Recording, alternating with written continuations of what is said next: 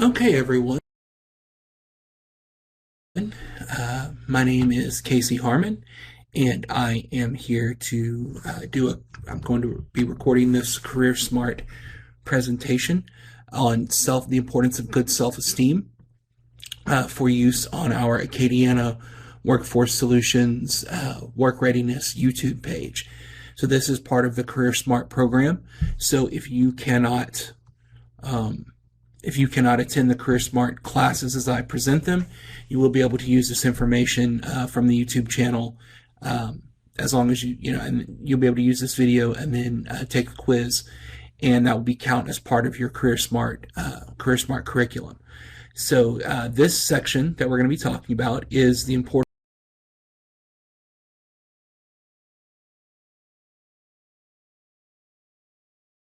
of good self-esteem. All right, and so we're going to go ahead and get started. So my first question to you is, do you like Flamin' Hot Cheetos?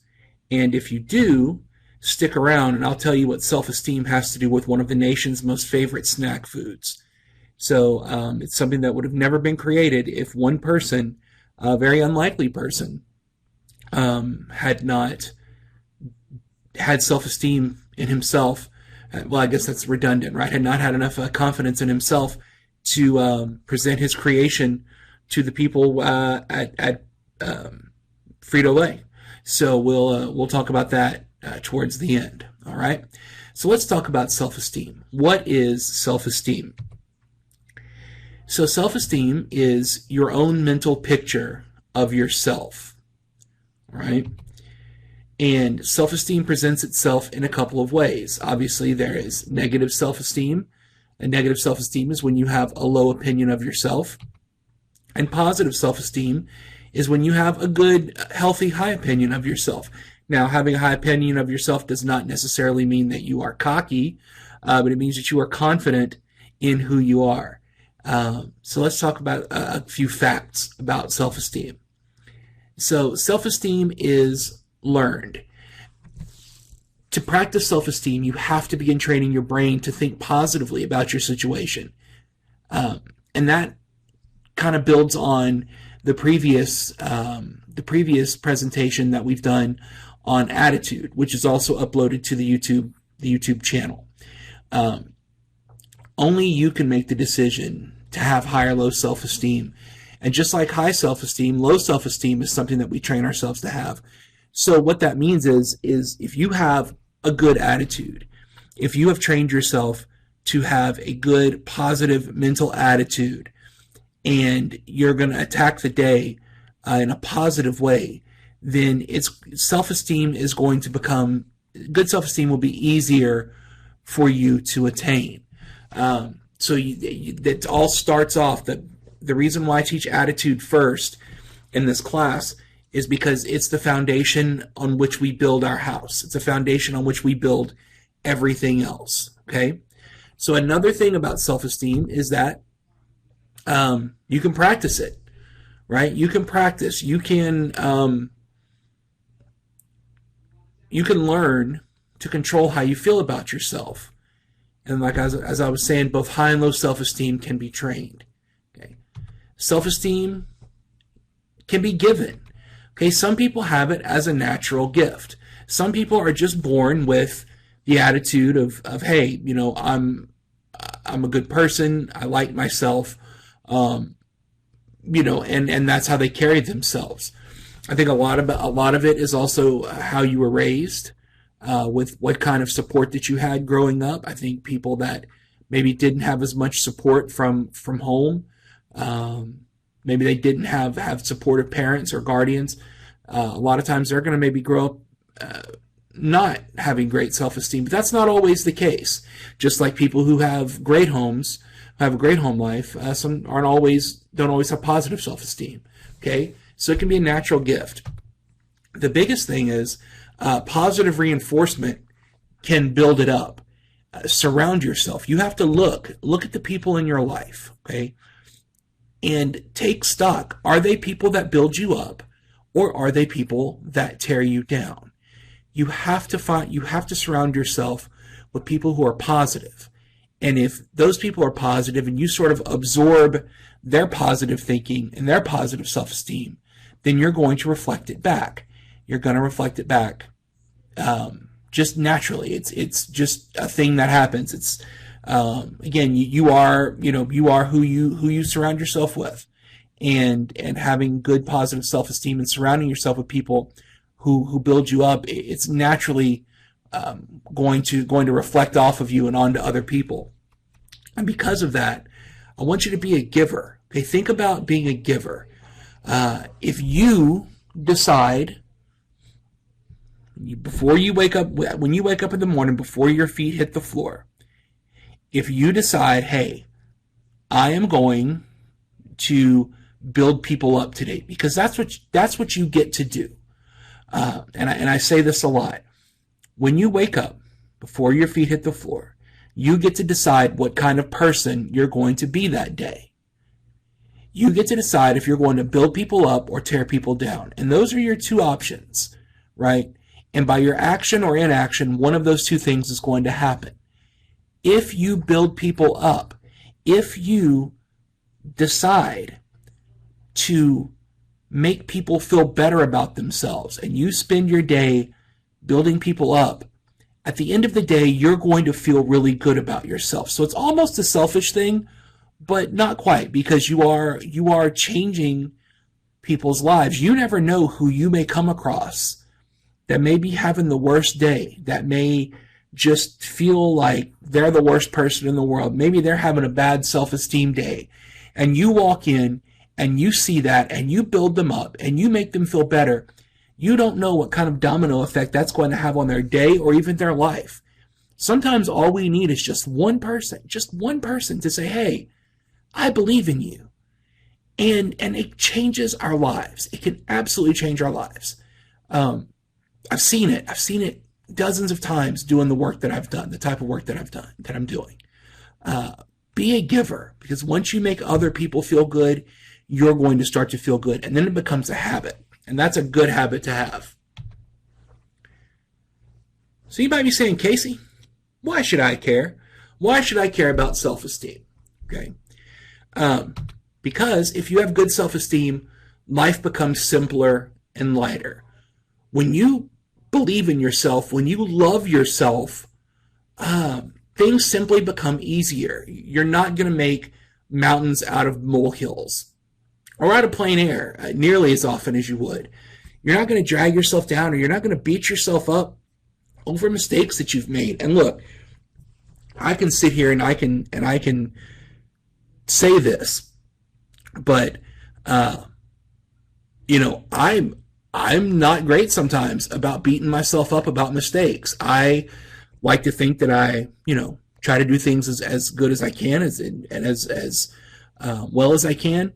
Sometimes I make a mistake, and my first reaction is to just beat myself up. Sometimes, not all the time. I've gotten better about it, especially since I started teaching this stuff. But you can't beat yourself up over mistakes. We're human. We're going to make mistakes. And when you have that high self-esteem, when you have that good self-esteem, you're going to learn. You're going to learn from your mistakes, and you're not going to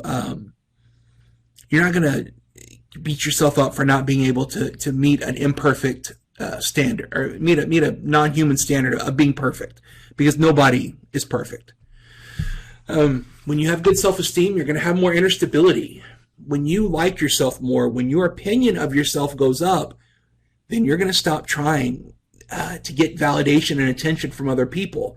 You all may know some people who they rely solely on attention from other people. They get their approval. They rely solely on approval from other people.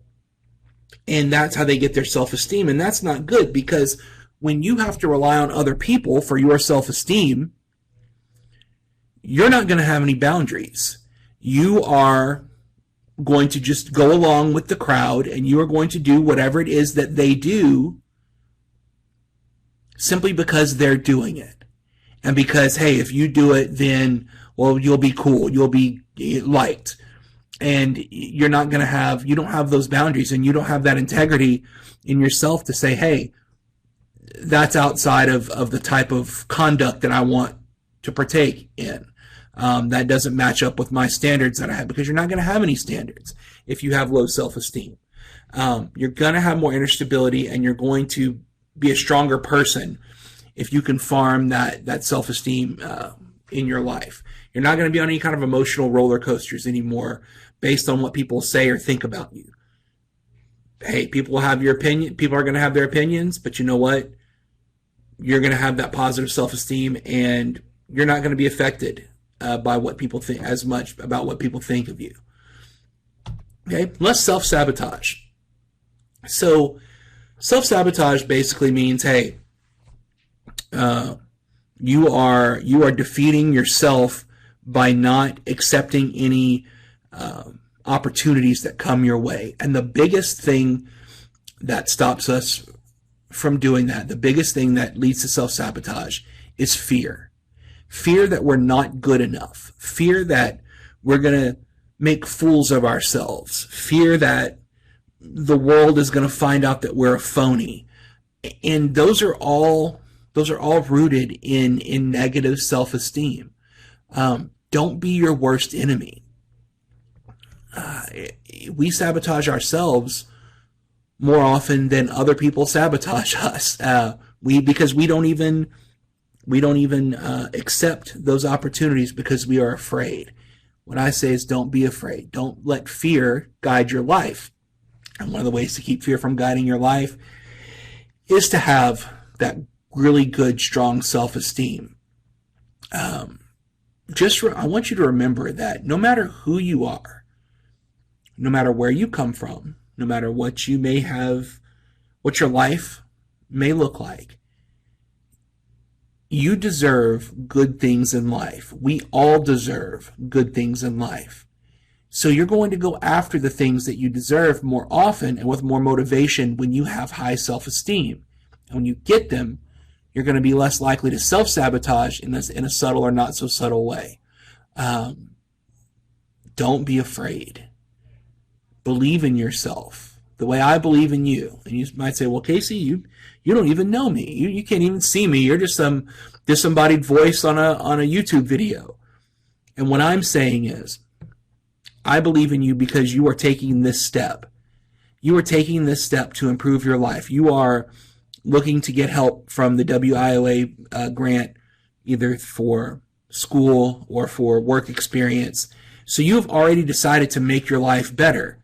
That's awesome. That's great. And I believe in you specifically because of that. If you want to get yourself into a better situation, then I'm going to believe in you and I'm going to pull for you, even if we never meet one another. I hope we do. I hope we do at some point. But even if we don't, I want you to know that I am pulling for you and I believe in you, based solely on the fact that you are attempting to make your situation, your life better. Another reason you should care about self-esteem, you'll be more attractive in relationships. And I don't just mean romantic relationships. But one thing that I stress in this program is that life, your entire life, is based on relationships. Relationships with your family, relationships with your supervisors, relationships with your coworkers, and yes, relationships with your significant others.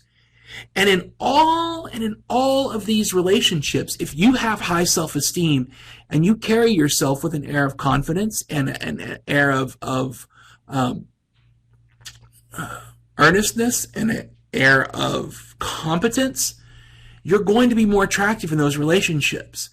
You know, you may have been around somebody who is negative all the time and who is a pessimist and just everything is terrible and everything is awful, and that reflects poorly on them. When people think of you, you want them to think of someone who is confident, who has the ability to succeed, who believes in themselves. Okay? So when you try to build that self-esteem up in yourself so that your life just becomes a little bit easier. Okay? It's one less thing to have to worry about if you can build up that self-esteem. And people with high self-esteem are happier in general. Your attitude combined with your self-esteem, those two things are going to fit together like puzzle pieces. And a good attitude is going to fit together with good self-esteem, and it's going to lock in place, and that puzzle is going to make sense. You have to believe in yourself, and you have to have that self-esteem, and you have to practice it. Okay? So self-image. Okay? Self-esteem is largely about how we see ourselves. Okay? We all have some views of ourselves that reflect how we see us and carries over into how we act in our lives. And we may see ourselves as a person that's caring or want to help others. We may see ourselves as tough people who don't want people to know our feelings. And, we may also see ourselves as not as good as other people and not able to accomplish our goals. So then we feel like failure. Oh, I'm sorry. I zoomed way past. How we see ourselves has a lot to do with how we act in our lives. If we feel we're caring, we may want to help others who need help. If we think we're tough, we may act as if nothing bothers us about our lives, or we may get angry all the time. If we feel not as good as others, we may believe that we're going to fail at whatever we try to do. Okay? So look at self-image. What do you see when you look in the mirror? And if you see something that is less than, if you see someone that is less than, work on changing that. Work on changing that perception of yourself. And you can do that, like I said before, by surrounding yourself with people who care about you, who build you up. Start building other people up so that that little bit of that sunshine that you're spreading is getting on you as well. Start working on trying to see yourself in a better light. Okay? Now, because of the technology that we're using, we're not going to watch this video, but I am going to include the link to this video in the description of this particular session, and you'll need to go and watch it before you take the quiz for this session. I have these set up for doing live presentations, and with the limits of the technology, the videos aren't going to record properly.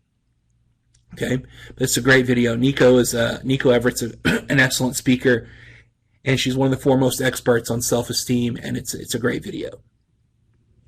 Excuse me.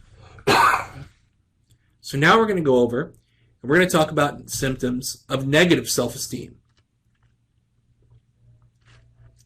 So, with negative self-esteem, you're going to have negative body image.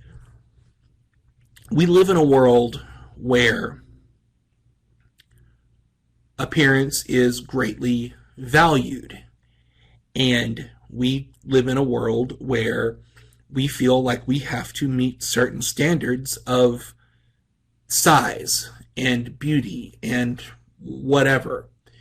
And when we don't meet these nearly impossible standards, we can have a negative body image. Here's the thing. The way you look, whether you're tall or short, fat or thin, whatever you think you look like versus whatever you feel society thinks you should look like, whatever that is, that's just part of you. But it's not who you are. And who you are is the most important. Who you are, what you bring to the world, your qualities, your attitude, your actions, that's who you are. The size and shape and appearance of your body is not the most important thing about you. And it is not by far the most important thing about you. So if you have these negative images about yourself, get them out of your head, because your actions are far more important. How you treat people, how you treat others that are in a worse situation than you. What are you doing to improve the world around you? That's the important stuff. What your body looks like, most of that is left up to chance. Now, again, there are some things that we can do to make it look different, but a lot of it is left up to just genetics. And we can't let our attitudes be determined by a random set of genetic sequences. Love yourself. Love who you are because you're a good person, because you help other people, because you make the world around you better, not because of what you look like. Even if you match the standards of society's definition of beauty, don't love yourself because of that. Don't focus on that. Love yourself because of who you are and what you do, not because of what you look like. Other symptoms of negative self-esteem: blaming others, never taking the blame for doing something wrong. We have to learn to take responsibility. When we make a mistake, we have to learn to take responsibility for that mistake. And when we have negative self-esteem, it's easier to just blame other people because we don't want to have that mistake added on top of why we feel bad about ourselves. So if you have negative self-esteem, you're going to blame other people. You're not going to take responsibility. If you don't take responsibility for your actions, you're not going to get very far in many relationships. You're not going to get far at work. You're not going to get far with your significant other. You have to be able to take ownership of both the good things that you do and the mistakes that you make. When you have negative self-esteem, you're not going to express your feelings because you don't feel your feelings are worth being expressed. You don't want to feel the pain of different things, so you try to ignore your feelings altogether. But when you do that, it's like shutting off a navigation system. Okay, your feelings are a direct result of your thoughts, and they tell you in what direction you're heading. Are your thoughts brave? Are they encouraging? Are they positive, that are leading you to your goals? Or are those thoughts characterized by fear and worry, taking you away from the things that you want? Emotions are energy in action. And when you suppress those emotions, they're not going to flow. And you're going to feel stuck or blocked or bogged down. When you don't let your feelings out, people around you aren't going to know what's going on with you. So they're not going to be able to focus on your needs. And it's okay to need things from other people. You may not get some feedback from them either. The thing is, though, you have to be careful. Expressing your feelings is not the same as blaming others. Okay? The difference lies in the responsibility being taken. Okay? I'm upset because I could have done this better versus I'm upset because so-and-so made me do this job poorly, right? So those are the differences. You have to be able to express your feelings, because if you don't, they're just going to get all bottled up and nothing good is going to come of that, okay? You have to be able to express your feelings. You're always going to be busy.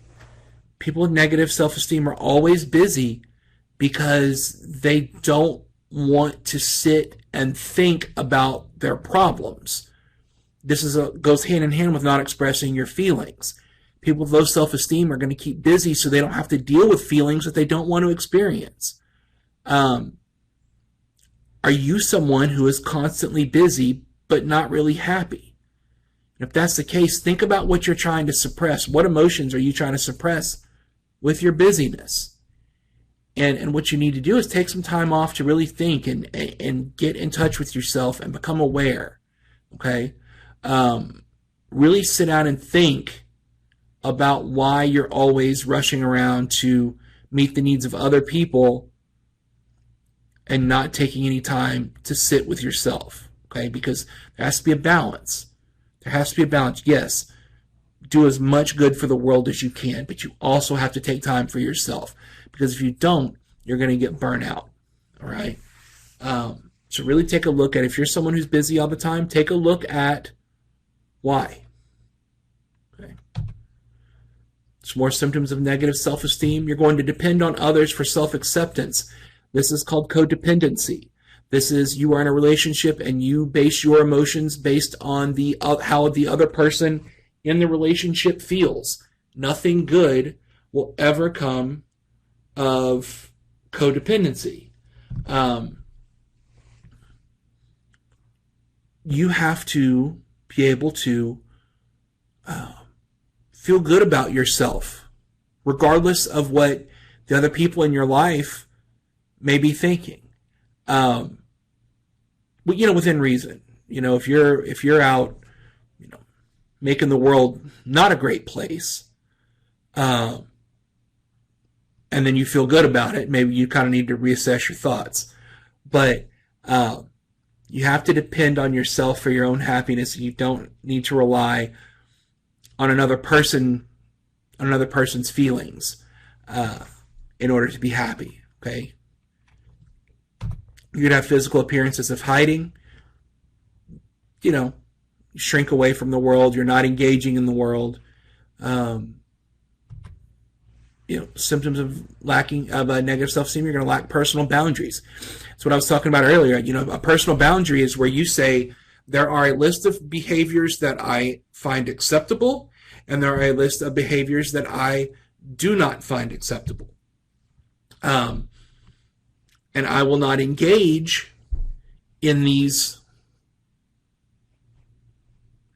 actions that I don't find acceptable. And I don't care if I do it and someone's going to think that I'm the coolest person in the world.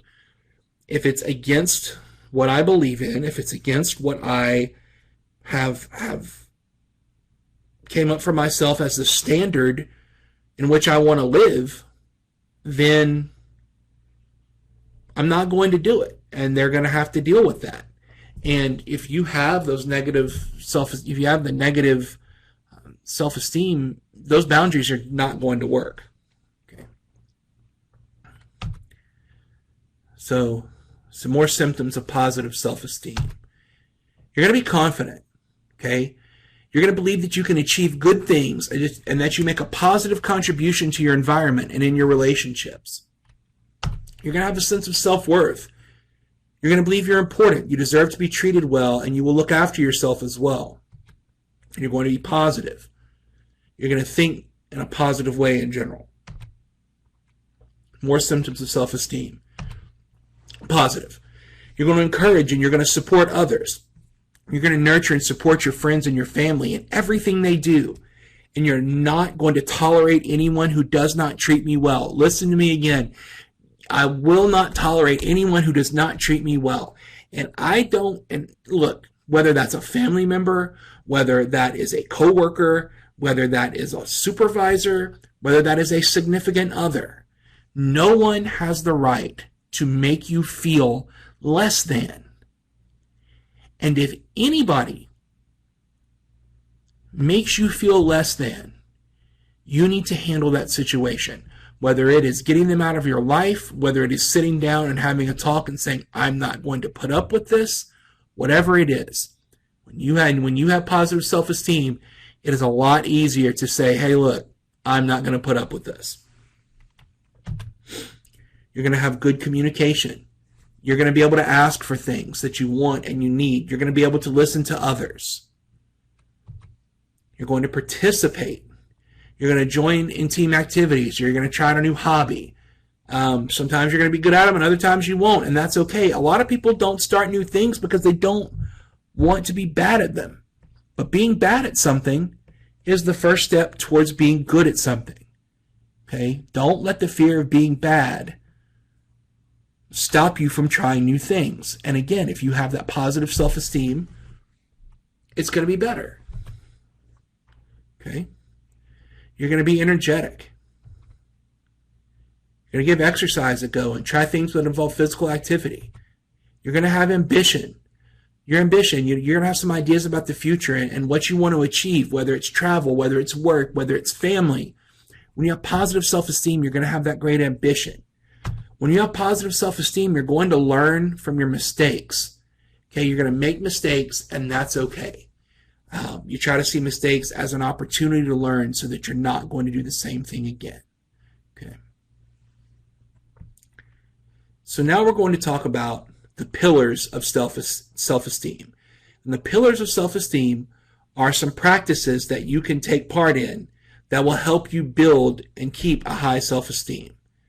So the first pillar of self-esteem is the practice of living consciously. Many of us are unconscious of our situation.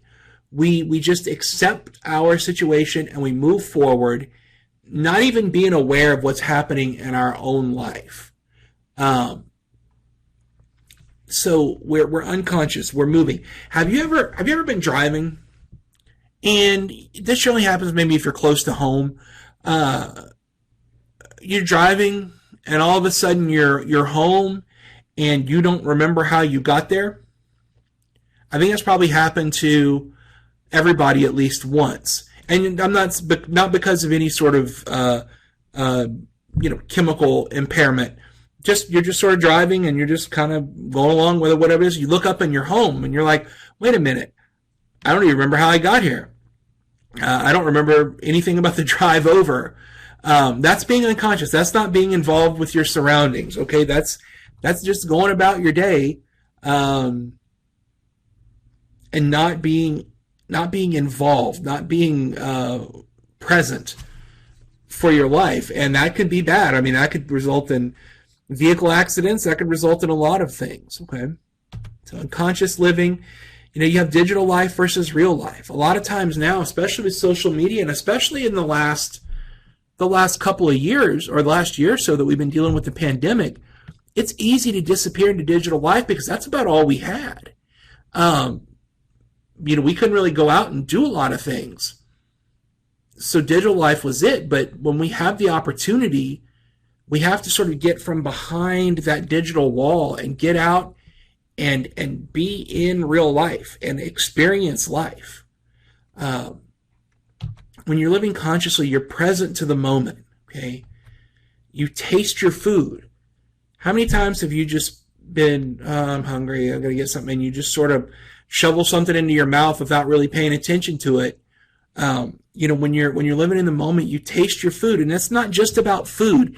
Tasting your food is a metaphor for actually experiencing life and understanding those moments and taking part of those moments that make life worth living and appreciating them and savoring them. Okay, you're going to taste your food. You're going to appreciate the things that make life worth living. That's what living consciously is. It's engaging with the world. People who are living unconsciously let the world happen to them. They let life happen to them. And what I tell people is, don't let life happen to you. You go out and you happen to life, and you affect life, and you affect the world around you in a positive way. That's what it's about. That's what living consciously is about. It's about realizing where you are. It's about realizing what your life is, and it's about engaging with the world and making an effort to make the world a better place. Okay. The second pillar of living self-esteem is the practice of self-acceptance. And one of my favorite quotes in the world: "And now that you don't have to be perfect, you can be good." I kind of touched on self-acceptance before, but let me reiterate. You have to believe in yourself. And you have to look at yourself and accept yourself for who you are, good and bad.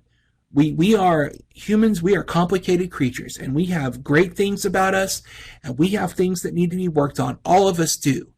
And we have to understand that. We have to look at ourselves, and we have to say, you know what? I accept myself for who I am. I'm not going to beat myself up for the negative things about myself. And I'm going to work on being the best that I can. I'm going to work on being good, because I can't be perfect. Striving for perfection is great as long as you realize you're never going to get there. Okay? Be as good as you possibly can.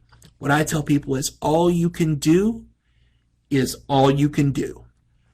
If you are giving all that you can give to a relationship, to your job, to whatever it is, That's all that you can do, and don't beat yourself up for not being able to give more. Accept yourself for who you are and where you are. Take responsibility for your mistakes, but also give yourself credit for the good things. Don't worry about being perfect. Just go out and be good. And that's all anybody can ask for. The next pillar is the practice of self-responsibility. Okay? Break responsibility up into two little word segments. Response-able. Response-able. We're responsible when we are able to respond to life's challenges as healthy, autonomous human beings.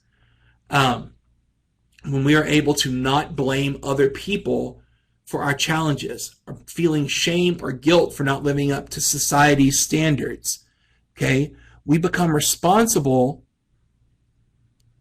when we live up to our own standards, and when we own our abilities to manifest our desires as we go out and we engage in life. Okay? Remember, we are responsible for our own happiness. We are not codependent. We are not relying on someone else's approval to love ourselves.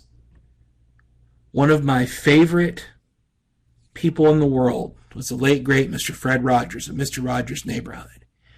And I saw a commencement speech with him one time, and he said, "You do not have to do anything extraordinary in order to be loved by other people. You don't have to do anything extraordinary in order to be worthy of love." Okay? You are responsible for your own happiness. You are responsible for your accountability, for your actions. But you are also a person who deserves love. When you are the practice of self-responsibility, it's not necessary to live up to somebody else's standards. Now, that's within reason. Okay? There are certain things that society says, those are laws. We have to obey those, correct? But we don't have to live up to society's standards for a lot of things. We have to decide what is correct for ourselves. We have to decide the path that we want our life to take. We have to decide the things that we are willing to do, the things that we are willing to not do, that we are not willing to do. We have to set those boundaries up. And we have to live by them. And when you live by those boundaries, when you live by those standards, and you're taking responsibility for your actions, that's the practice of self-responsibility. Up next is the practice of self-assertiveness. The essence of this pillar is to be real. Okay? To be authentic is to literally be the author of your own story. Are you writing your own story, or are you just letting life happen to you? Are you sitting down and letting life pass you by, being a passenger in your life as opposed to the driver? William Shakespeare wrote, "And the powerful play goes on, and each person," I'm paraphrasing, "the powerful play goes on, and each person may contribute a verse." What is your verse going to be? And what he's talking about is that life is the powerful play. And every person who's ever been born gets a line in the play. They get one verse to show what their life is like, to describe their life. What is your verse going to be? Is your verse going to be something someone is saying about you, or is it a verse where you are taking control and you are living your life? What is your verse? What is your contribution to life, to the powerful play that is human existence? Okay? Someone who's self-assertive desires to bring who they are into the world. The practice of living purposefully is the next pillar. Okay? Living purposefully is permanently tied to our goals. And we'll be talking about goals and skills in another recording. But in order to meet, again, I build these for this way for a reason. We have attitude, and then self-esteem builds off of attitude. And then now your goals are going to build off your self-esteem, okay? Because you're going to be living purposefully. It's tied to our goals. If we're living purposefully, we are using our powers for the attainment of goals that we have selected, whether it's a goal of studying or finding a job you love or raising a family or earning a living or starting a new business, sustaining a happy romantic relationship. It's our goals that are going to move us forward. And that's going to call on the exercise of our faculties that energize our existence. We have to live purposefully. We have to have a purpose. And once we have a purpose, once we know what we are living for, then we can make those goals. Find a passionate purpose. Think about what inspires you, not what should inspire you. You know, your family may be saying one thing, oh, well, you should want to do this and you should want to do that and you should follow in this person's footsteps, or, you know, we're a family of this and so you should be one of these too. It doesn't matter. What inspires you? What is your purpose? Why are you here? There's a video that I show when I do live presentations, and the gentleman in the video says there's the two most important days of your life, and they are the day you're born and the day you figure out why. You've already been born. That's the first day. So now it's up to you to find out why. Why are you here? What is your goal? What is your purpose? When you think about it, what sets you on fire and gets you ready to go out there and tackle the world? What is it? And if you don't know what it is, that's okay. A lot of people, it takes a while to figure out, but it's a thing that deserves thought. Find your passionate purpose. Find your inspiration and go out and do it. Consider these questions. What do you want? What do you need to do to make what you want happen? What do you want? And what do you need to do to make it happen? The next pillar is a practice of personal integrity. Integrity is the standard we hold ourselves to.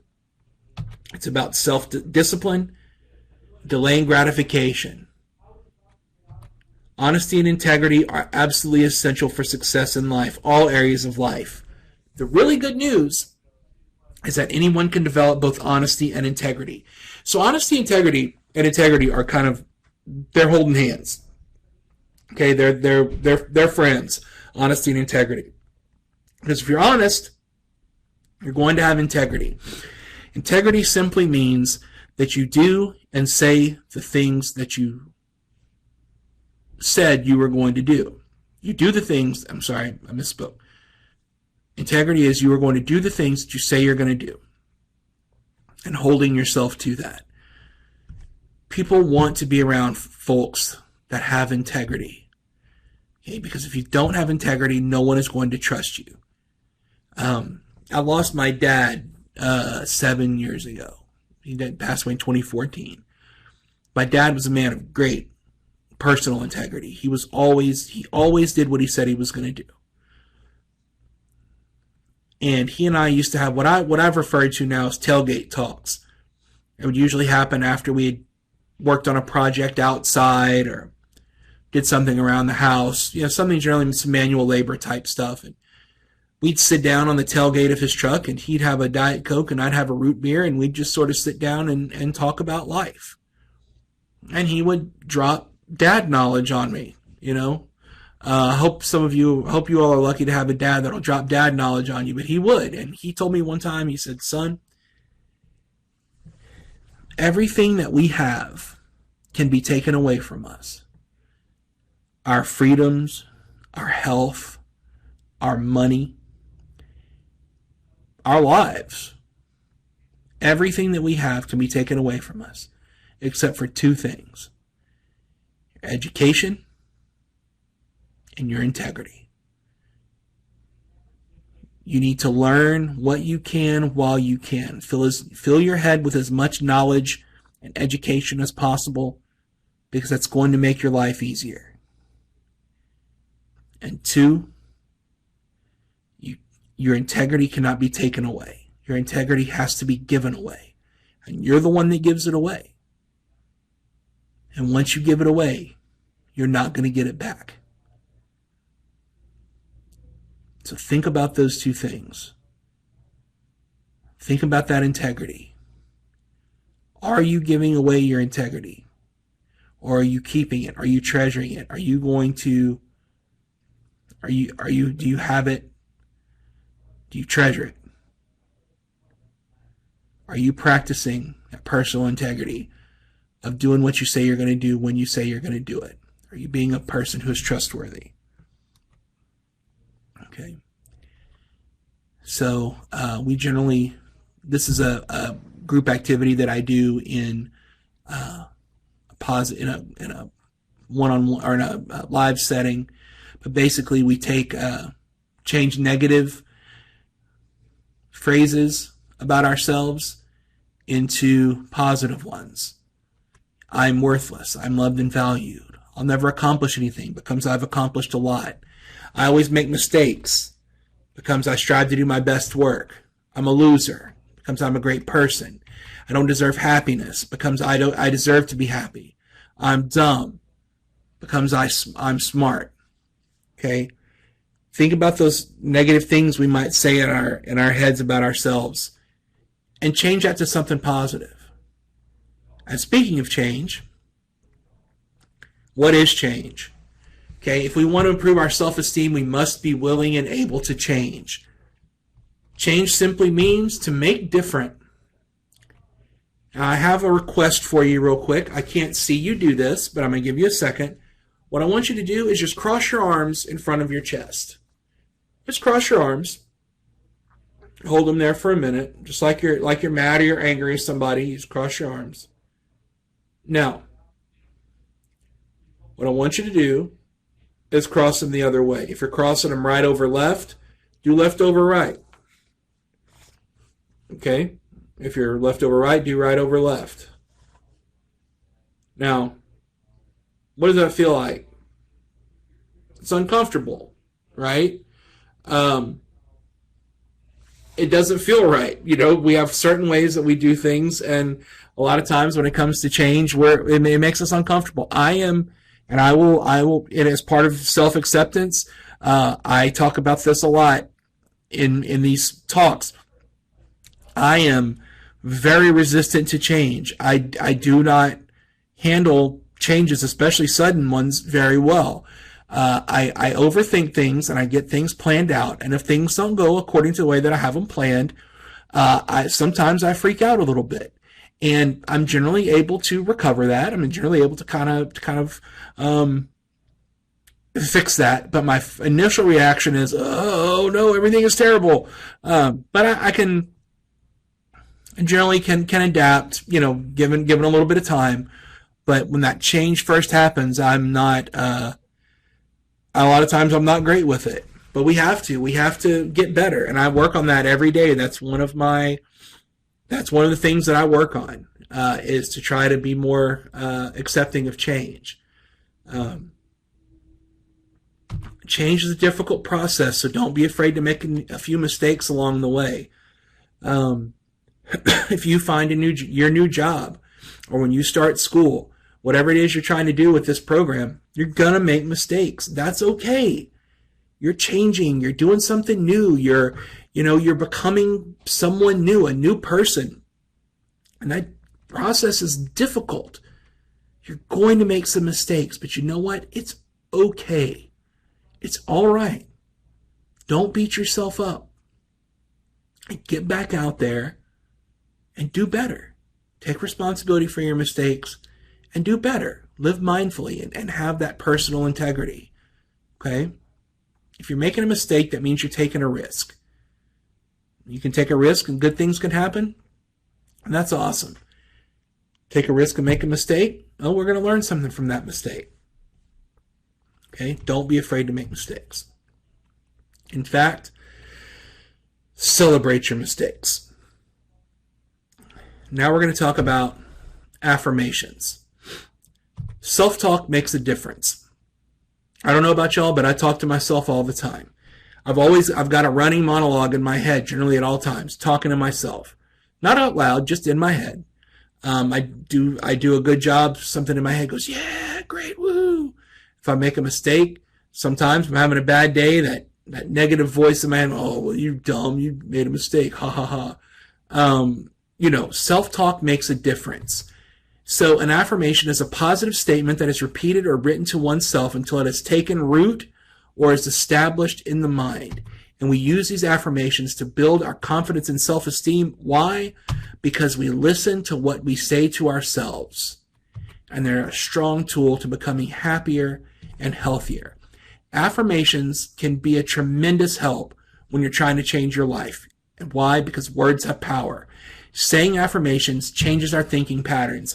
And when we change our thinking patterns, we change who we are. And it may feel dumb the first time you do it. It may feel dumb the second or third time you do it. It's going to feel dumb to say things that you may not personally feel. But if you keep at it, it's going to affect you in a positive way. And you have to keep doing it. Okay, an affirmation is a statement that you make to yourself. Okay, everyone uses them, whether it's intentionally or unintentionally. When you wake up in the morning, jump out of bed, you might say, hey, I feel great. That's a positive affirmation. If you drag yourself out of the bed in the morning and go, oh, everything is terrible, that's a negative affirmation. Okay, and both of those statements serve to maintain the emotional state that you're in. Our self-talk, the things that we say to ourselves, is very important because it directly affects our conscious and subconscious. We listen to everything that we say to ourselves. Okay? So because of all this, because they work so well to maintain the state of mind we're in, we can use them to change that state of mind. And look, I'm not going to lie to you, okay? It takes more work to change how we think and feel. But anything worth doing is hard. If it was easy, everybody would do it. Okay? The use of affirmations can become a strong, useful tool for helping you become happier and healthier. So let's just take a look and see what some affirmations are. See what they look like. So you want to state them in present tense. I am, I have, because the only thing we can change right now is the present. We're not trying to go back and change the past. We're trying to affect our present. It needs to include a dynamic emotion or a feeling word, love, adore, things like that. Very important. You need to keep it positive. Negative self-talk can have negative consequences. Use your own style. Okay. When I was researching affirmations, I heard one that said, I am a peaceful, pleasant human being filled with love and shiny light. That's not a great effective affirmation for me, but if that person feels that they are a peaceful, pleasant human being filled with love and shiny light, that's awesome. That's their language. Okay? So let's look at some examples. Today I value myself. I accept myself. I'm good enough just the way I am. I have value. I am special. I am somebody. I am important. I live with myself comfortably. I accept myself unconditionally. I take responsibility for myself and for my actions. I accept my strengths and my weaknesses. I believe in myself even if no one else does. I am in good health. I'm taking good care of myself. I am loving and nurturing, especially to myself. I'm attracting the perfect job. I am in control of my emotions. I forgive myself and others effortlessly. I am worthy. I'm creating only good in my life. I'm a positive, strong person. I am intelligent. I'm a beautiful person inside and out. I deserve only the best that life has to offer. I am capable of accomplishing anything. I am creative. I am successful. I am lovable. Okay? What I want you to do is I want you to create 3 affirmations for yourself. Okay? I'm not here to make sure that you do that. I can't see that you're doing that. But I want you to, if you're serious about having good self-esteem, think about 3 affirmations you can create for yourself. They can be similar to the ones that are above, but you need to personalize them. Okay? They can be similar, but they need to be personalized. Okay? Because these will help you when you're feeling down. I know they feel silly, but I just read all of those, and just reading all those and saying them out loud, I already feel a little bit better, and they're not my personal affirmations. They're just some positive things to say out loud. Spreading joy works. Spreading happiness works, and it's going to help you build that self-esteem that you need. Okay? So, up next, we have the mirror, some ways to incorporate your techniques, your affirmations. So the mirror techniques. Okay? And that's basically repeat your affirmation to yourself. Just say it whenever. Okay? The anywhere technique. If you catch yourself thinking something you'd rather not, start saying your affirmation to yourself until that negative statement goes away. See the picture of what you don't like spin away from you, and have the picture of what you want spin towards you. Okay, again, this is a lot of thought. It's a lot of imagination, but we are picturing those negative words disappearing as we use these affirmations. Okay, writing technique. Write what you would like in your life 15 times every day. That seems like a lot, but you know what? It works. It's going to help you stay focused. Okay. Trash can technique. Write down all your negative thoughts. Write down all the negative things in your life. Now throw them in the trash.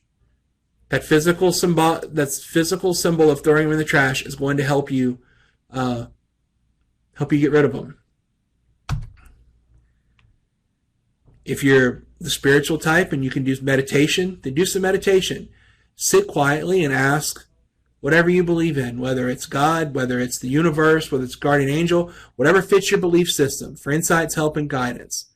Then you repeat those affirmations for 10 to 15 minutes. And sit quietly for 5 minutes afterwards for any insights. Exercise technique. Repeat your affirmations while exercising, and soon they are going to be a part of your thought process. Now, what do Flamin' Hot Cheetos have to do with any of this? So Flamin' Hot Cheetos were created by a man named Richard Montañez. And he was a field laborer picking grapes. And he had a 4th grade education. He stopped school in the 4th grade. And he eventually got on as a janitor at the Frito-Lay company. And he's got a great story. And I'm going to post the link to his story as one of the videos that is required watching for this session. Okay? So in the description of this video on the YouTube channel, you're going to have a link to the quiz that you need to take. You're going to have a link to Niko Everett's speech.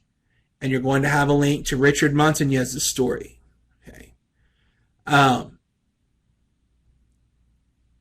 Be sure you watch these. This is part of this curriculum. Okay. Especially the Richard Montañez story. The guy's awesome. Okay? He's really great. He's a really passionate guy. And you're going to get fired up whenever you hear what he has to say. So, with that, we're gonna put an end to this particular lesson. I will talk to you all again soon when you select the goals and skills video. But it was great talking to you about self-esteem, and I hope that it's something that you were able to get some things out of, and I hope that soon we will do some things that you can apply in your life.